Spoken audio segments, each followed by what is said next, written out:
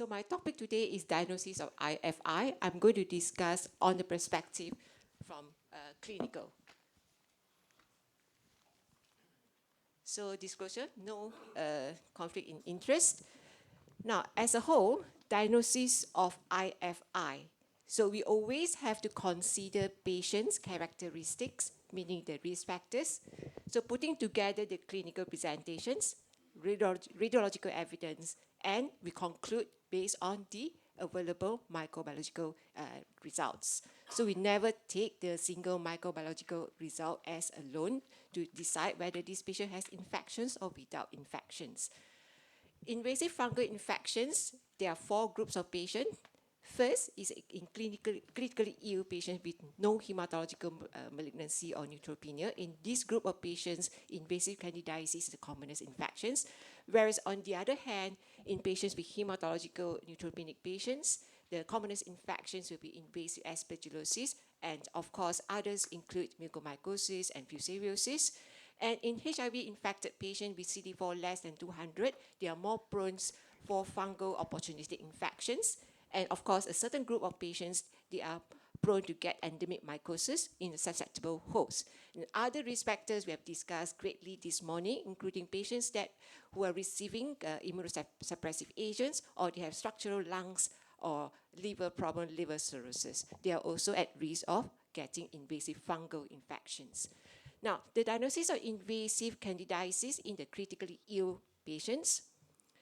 So when you say critically ill patients, mainly most of the time they are in ICU, but it doesn't mean that all the patients in ICU eventually they will end up with invasive candidiasis. So we need to re-stratify our patients, those patients that really at high risk of acquiring invasive candidiasis, meaning that they are probably at the 10% risk of or more acquiring the infections. These are the people that they probably came to ICU with a severe necrotizing pancreatitis. Okay, they have GI perforations, anastomotic leak or abdominal drain, or they were put on TPN via central vascular access, and some of the patients, they may be already colonized with candida from the various sites in the urine and etc. So this group of patients are considered high risk. So diagnosis of invasive candidiasis, of course, culture is still the gold standard. The median candida concentrations for the positive culture is about 1 CFU, and the median time to positivity takes around 2 to 3 days, depending on the candida species, whereby it might take as long as 8 days if it were to be C. gravata. And it will take another 24 to 48 hours before we could know the identifications of the species. So the whole process will take you about 3 to 5 days, depending on the species. And based on the autopsy result as well as the antemortem blood cultures results, the sensitivity of the blood cultures ranging from anything between 60 to 80, although commonly we say that blood culture sensitivity is around 50%. And if we were to conduct the blood culture daily, I'm pretty sure the microbiologists will not agree with me because culture bottles, you consume a lot of culture bottles, daily blood cultures, and you repeat another blood cultures when the patient has got fever, the sensitivity is around 71% in the patients that with a neutropenic sepsis. So for identifications of candida species, of course, the ID, you need about 24 to 48 hours, but there are new techniques that are able to shorten the time to identifications. So I named it a few here. Pan-fish technique is designed to identify the 5 commonest candida species that associate with the infections. The turnaround time is less than 90 minutes. So the other tool is T2 candida panel. Again, is able to identify the 5 commonest species, and the turnaround time is less than 4 hours because you can detect it directly from the blood culture. So of course we have our multi-TOF. Okay, I think this is most of the biggest hospital would have access to this multi-TOF by this time. It's highly accurate, comparable with sequencing, and database can be expanded in-house so that you can include the new database. It's able to identify the candida isolates within a span of less than 15 minutes. But there is a caveat to all this new technique, probably in exception to multi-TOF. They were not able to identify the treatment-resistant Candida species that mentions a Prof. Chakrabarti earlier, Candida auris, or perhaps Candida hemoloni complex and its related species. So you may miss some of the Candida species that even though they are not common, but they are important in terms of infection control. So when coming to invasive candidiasis, there are three clinical scenarios that you probably will encounter. First will be patients with candidemia without deep-seated seating abscesses, or candidemia with deep-seated candidiasis, meaning they have probably abscesses in the liver or in the spleen or elsewhere. Or in a group of patients, another group of patients whereby they only have deep-seated candidiasis without bacteremic or candidemic phase. So in this regard, blood culture is able to identify the candidemia phase in most of the situations, but also might miss about 50% of it. So when you're considering patients that they only present with deep-sitting candidiasis without the candidemic phase, even though most of the time we couldn't, even though let's say you're able to perform invasive procedure to expirate the abscess of the pus, the culture from the pus of the expiration, the sensitivity is less than 50%. Meaning that we need another tool or another method to cover the gaps whereby you know that your blood cultures or blood fungal culture is going to be negative. So in this regard, we name it now non-culture-based diagnostic methods for invasive candidiasis, meaning the fungal biomarkers. So here I'm listed down a few commonly encountered fungal biomarkers, the Menon and anti-Menon. Usually these two methods is used together because by adding on one to another, it increases the sensitivity. And it's best performed in patients whereby you suspect is C. albicans, C. gravata, and C. tropicalis, and the performance is less sensitive if it were to be C. parapsirosis and Cruciate. So the time to positivity is about 7 days before the culture is positive and about 2 weeks before there's a radiological evidence on invasive candidiasis. But the drawback is in a patient with immunocompromised, they might not be able to mount adequate immunological response. Therefore, it may give rise to the false negative results. And the positive result may not be able to differentiate between true infections versus candida colonizations. Now, moving on to the C. albicans germ-tube antibody assay, this test is interesting. It's actually indirect immunofluorescence test to detect the IgG hyphae protein that expressed by the candida during the tissue invasions or the biofilm formations. This is important because study shows that this test is highly sensitive if we use it in a patient with candidemia together with invasive candidiasis infection, meaning they have a deep-seated infection elsewhere. The sensitivity of this test is dropped to merely 5% if, let's say, in the patients only they have candidemia without deep-seating abscess. So in other words, if you were to use this test, the germ-tube antibody is positive, you must look hard for abscesses somewhere in the body. Okay? So the next biomarkers, I think this is more commonly known to everyone. Beta-D-glucan is a banned fungal biomarkers present in the cell wall of most of the pathogenic fungi except Cryptococcus and Mucolaris and the blastomycete, the yeast phase.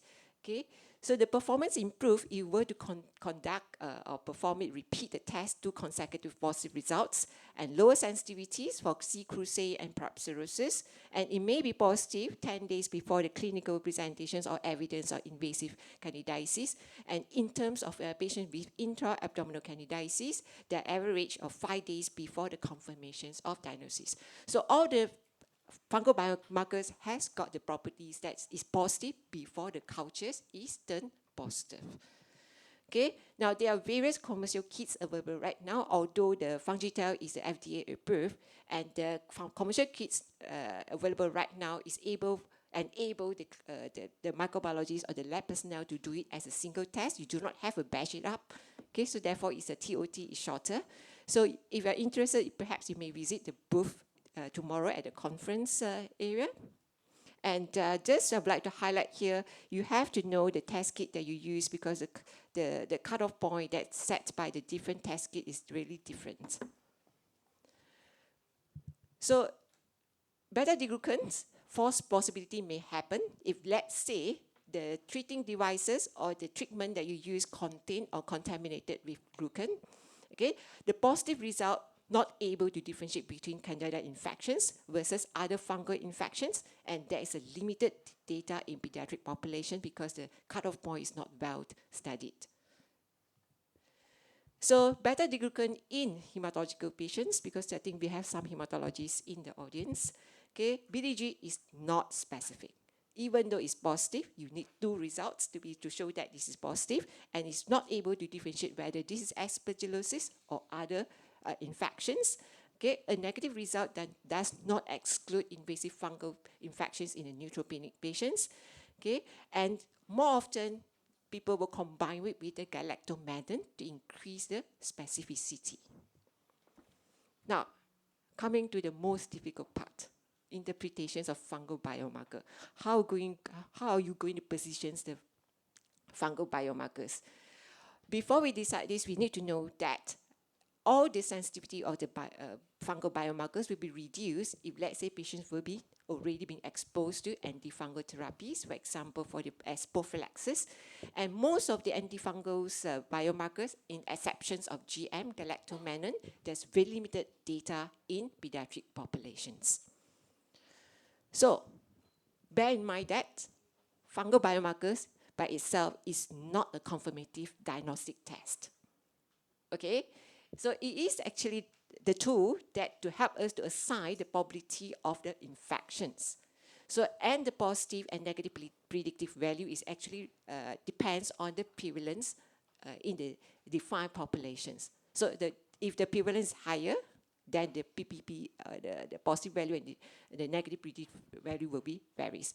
For example, okay, in a background whereby the prevalence is very low, okay, less than 1%, and the risk group of patients, in the patients whereby the risk of acquiring candidemia or fungal infection is very low, okay, any patients that are admitted to the hospital, okay, in this regard, the negative predictive value is almost 99.9. So if we were to perform beta-D-glucan here, it doesn't add much value because you already know that the negative predictive value is very, very high. And even though the BDG is positive, you just add on to your headache because you know that the PPV is so low. Okay, so in this regard, probably fungal biomarker is not very helpful. So on the other hand, okay, there's another group of patients whereby you know that the prevalence is rather high, 10% or above, like what I've mentioned earlier. For example, in the patients that has got a perforated GI tract on TPN and etc., and this group of patients, you know that the risk of fungal infection is high. Okay, if we were to perform the BDG, beta-D-glucan, even is negative, I can challenge you or your intensivist, would you dare to off the antifungal therapy in the patients whereby they're spiking temperature, not responding to antibiotics? So in this regard, perhaps the beta-D-glucan or the fungal biomarker probably usefulness is not prominent here. So in short, okay, treatment decision is still based on the non-cultures results, which depends on clinical judgment and must be individualized. So the biomarker is just a tool, okay, to prove or rule out our hypothesis. For example, if in the patients you think this patient's high likelihood will get invasive candidiasis, and a positive result will confirm or prove our hypothesis that the possibility of infection is high. So on the other way, in the patient we have some risk factors for candidemia, a negative result makes the diagnosis extremely unlikely. Okay, so moving to invasive aspergillosis. So the common risk factors for invasive aspergillosis is prolonged neutropenia for more than 10 days. The longer the durations, the more severe the neutropenic days, the risk of invasive aspergillosis is higher. And the risk factors include allogeneic stem cell transplant patients, those patients on the immunosuppressant, including the newest treatments for leukemia, venetoclax, and graft versus host disease, and those patients on steroids more than 3 weeks durations. Okay, now there's also non-conventional risk factors for people that even though they are not immunocompromised, they are also at risk of invasive aspergillosis. They are the people that staying long enough in ICU. Okay, they're critically ill, And also those people that they have risk factor that leading to the injuries of the alveolar epithelial cell, for example, those has post-viral pneumonia, okay, including the COVID-associated pulmonary aspergillosis and influenza-associated pulmonary aspergillosis. And in this group of patients, because of low index of suspicions, often there's a delayed diagnosis, therefore the mortality are high. So diagnosis of invasive aspergillosis, okay, the gold standard is still HPE, histopathology, if you're able to biopsy, okay, and cultures also is one of the gold standards, but unfortunately, conventional blood culture result, the sensitivity is low, and even culture from the respiratory secretions, the sensitivity is not satisfactory. So, and if you're able to culture from the respiratory tract, it's sometimes difficult to differentiate between infections versus colonizations, and often we're not able to perform an invasive procedure to obtain a good biopsy result, in particularly in patients with neutropenic sepsis, whereby they have low platelet count or in coagulopathy. So in this regards, okay, we have galactomannan, right? So serum galactomannan can be positive before the clinical diagnosis of invasive aspergillosis, and it also can be positive before the patient has evidence of radiological changes, okay? And in fact, in critically ill patients in ICU, galactomannan positivity may precede the culture positive by about 4 days, okay? So galactomannan in the serum is cleared out by the circulating neutrophils. Therefore, this test is always more sensitive in the patients who are neutropenic comparing to the patients who is not neutropenic. So the more neutropenic the person is, the GM titer could be higher. Okay, so GM is more useful, okay, to be used in the hematological patients or those who have undergone allogeneic stem cell transplant, comparing to patients with solid organ transplant or non-neutropenic. So interpretation of GM, false positive result, again, may happen if due to galactomannan contamination, for example, during the productions of some of the antibiotics, and it may cross-react with other fungal infections, for example, penicillium and bacillomyces, and etc. Okay? So, in terms of aspergillosis as angioinvasive disease in a neutropenic host, okay, it only takes hours, okay, for the disease to progress into angioinvasive disease, okay, and the cultures from the respiratory secretions in the patients with angioinvasive disease often is less than 20% sensitivity, okay. Therefore, we need galactomannan to help us to diagnose the pulmonary invasive aspergillosis, and GM appears earlier in the BAL as compared to blood, and the sensitivity of the test in the BAL are much higher compared to serum. Okay, so in non-neutropenic patients, invasive aspergillosis may not always associate with the angioinvasive disease. Therefore, GM in the serum is usually not very helpful, not so helpful as compared to the patient with neutropenia. And therefore, also a positive result, we always have to rule out whether this is a true infection versus colonization if a galactomannan were to be tested in the BAL.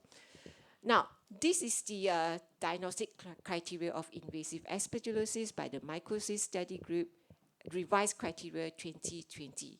So in this revised criteria, it mentions that the BAL fluid, the OD cutoff is more than one or more than one. And in this revised criteria also mentions that we need 2 PCR to consider as a diagnostic criteria for invasive aspergillosis. So likewise, this same criteria has been adopted in the COVID-19 associated pulmonary aspergillosis by ISOM. So galactomannan, I think most people are familiar with the ELISA method, but there are also point of care device that are available right now, either as a lateral flow assay or lateral flow device test. And there's study shows that there's good agreement between this lateral flow assay and device with the EIA results in hematological as well as in the non-hematological settings. A retrospective studies that done in patients with CAPA, it shows that galactomannan lateral flow assay in BAL is more sensitive than serum. It's perhaps due to that in the patients non-neutropenic, the risk of invasive disease is less therefore probably if we test this, the galactomannan in a BAL is more sensitive. So moving on to the clinical presentation, this already been touched earlier. Okay, now this is one of our patients that I think she has acute myeloid leukemia, sepsis. Okay, she has this purplish looking nodules. Okay, so this is a telltale sign. Okay, she had actually Candida grabata candidemia. Okay, and this is another patient of ours, again neutropenic patient. She has these quite extensive nodular lesions, some of it with central necrosis. Okay, so it's just a telltale signs or clinical sign to say that patient has already got disseminated fungal infections. It could be aspergillosis of other mold disease.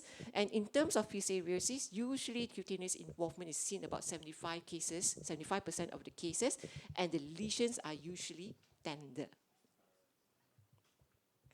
The role of imaging in IFI.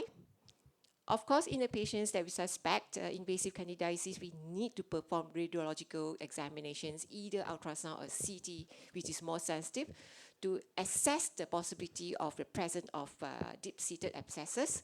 And in terms of neutropenic host, okay, the presentations of hepatosplenic abscess or even the fungal endophthalmitis usually is lag behind. Okay, is you only able to pick it up after the neutrophil counts already recover. If you perform the test too early, you might miss it. You won't be able to see it. So for invasive aspergillosis, lungs are affected in 30% of the neutropenic patients. Okay, so if you only perform chest X-ray, okay, you miss the diagnosis of invasive pulmonary aspergillosis. Okay, so therefore you always have to ask for a CT scan, early CT scan, and whereby if you have a patients whereby chest X-ray and CT scan both are negative, there's only 10% of this group of patients eventually will develop pulmonary involvement of aspergillosis.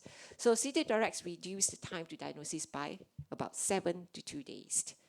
So early CT scan is crucial in the diagnosis of neutropenic patients who have invasive aspergillosis. So we have to perform it early because we like to look for the sign, halo sign, which means that there's edema, hemorrhages that occurred during the angioinvasive phase. And this sign is usually very transient. It usually happen about 10 days after the angioinvasive mechanism. After that, the sign disappeared. If you were to conduct the CT scan late, you won't be able to see this halo sign. And the late sign is the air crescent sign and the cavitations whereby neutrophil granulations count already recovered. So as I mentioned earlier, halo sign, air crescent sign is usually commonly seen in neutropenic patients, but these signs are not common in patients that with normal neutrophil count. In fact, the CT scans in the patients with normal neutrophil or they are not immunocompromised, their signs in the CT scan is not specific. What we can see usually just small little nodules and probably some tree in buds is very, very non-specific. So let's move on to other invasive mold disease. This is one of my patients many years ago, retroviral disease, treatment naive with the CD4 count 34, and she presented with a shortness of breath, with period effusion. So we performed the period tapping. The gram stain of period tap shows yeast cell, and the culture shows that she had Cryptococcus neoformans from the period fluid. Okay. At the same time, we performed blood cultures. Blood culture was negative, but nevertheless, the serum cryptococcal antigen was 1 in 64. This was a LA test, latex agglutinations. So what extra information that we could obtain from here when the blood culture is negative, yet the cryptococcus antigen is positive? The standard diagnosis of cryptococcus relies on the blood cultures. Okay, of course, there are other modalities, for example, Indian ink. Indian ink, their specificity is greatly depends on the operator dependent and is more sensitive in HIV patients as compared to non-HIV patients. And the detections of the cryptococcal antigens is able to detect in both C. neoformans as well as C. gatai species. Okay, there are various methods available right now. Of course, the lateral flow assay is easier to perform, it's highly sensitive.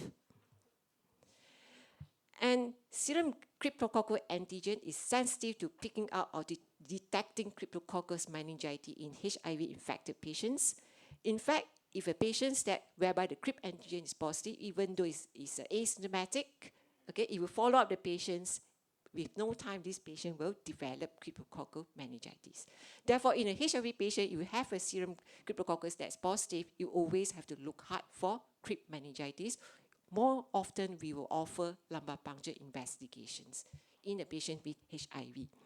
Okay, if the serum or plasma CRIP antigen, the titer is higher, okay, the probability of CNS involvement is also increases. And if the titer is sky high, for example, more than 1280, almost certainly that this patient has got cryptococcal meningitis. So in a HIV again patient, if let's say it's symptomatic, yet when you perform the CRIP antigen and the CRIP antigen is negative, it doesn't actually rule out CRIP meningitis because there's a phenomenon called post-zone effect, whereby in this scenario, there's a lot of cryptococcal antigens, too high concentrations, whereby there's inadequate antibody to precipitate, therefore it gives rise to false negative results.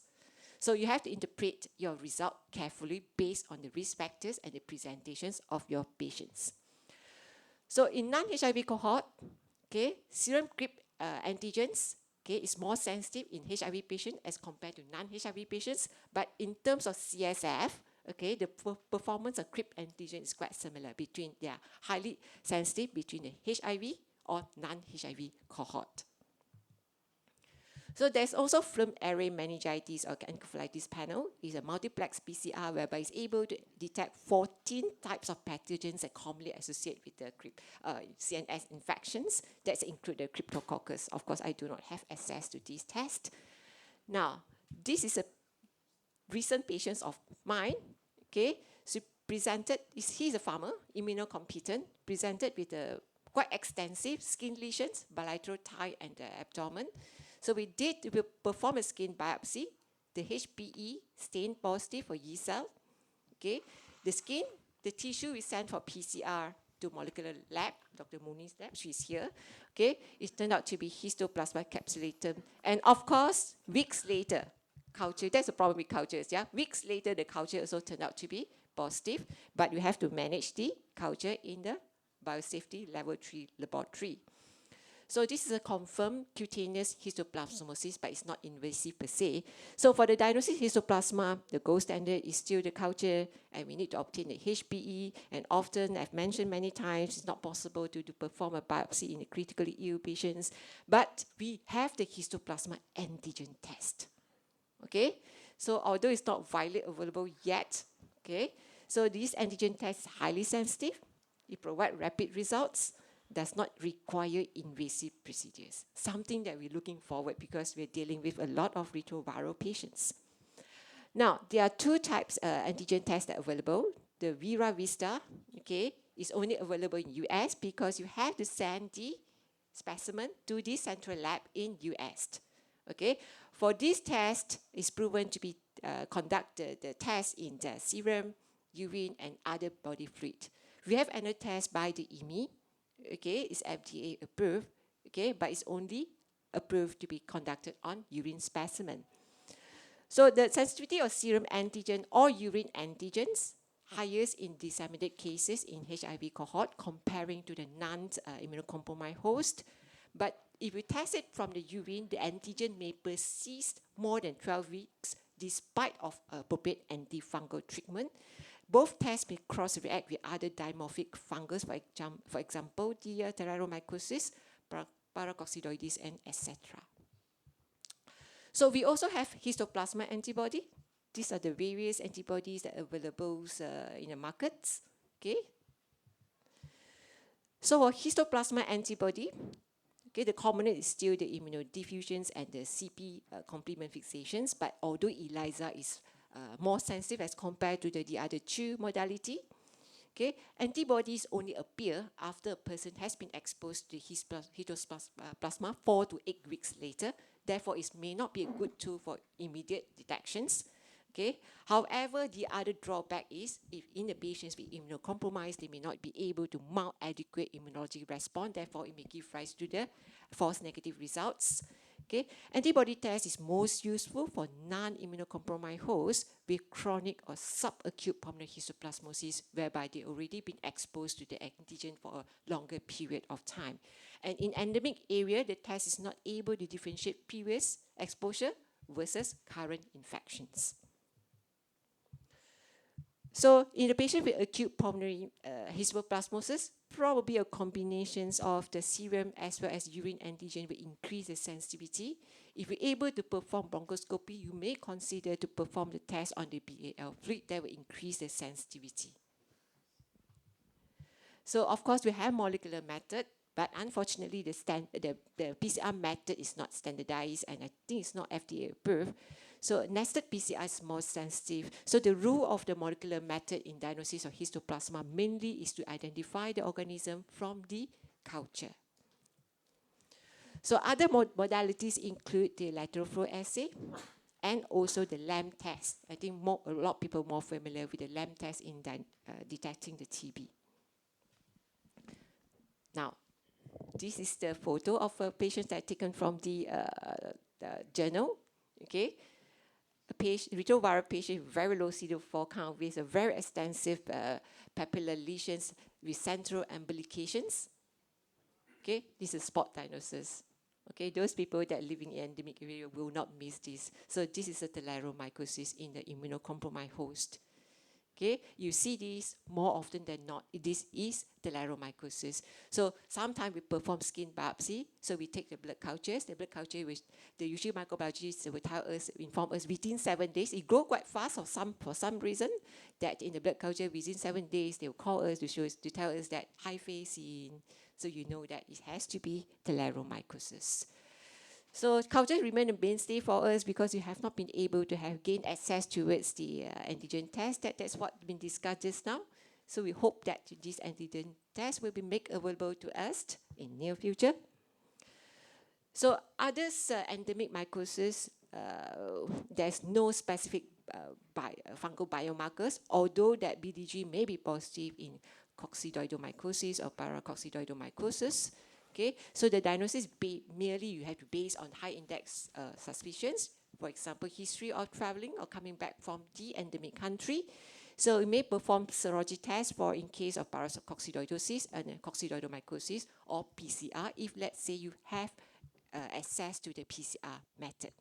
So I think that's my last talk. So probably it's a time to refill with coffee. Thank you.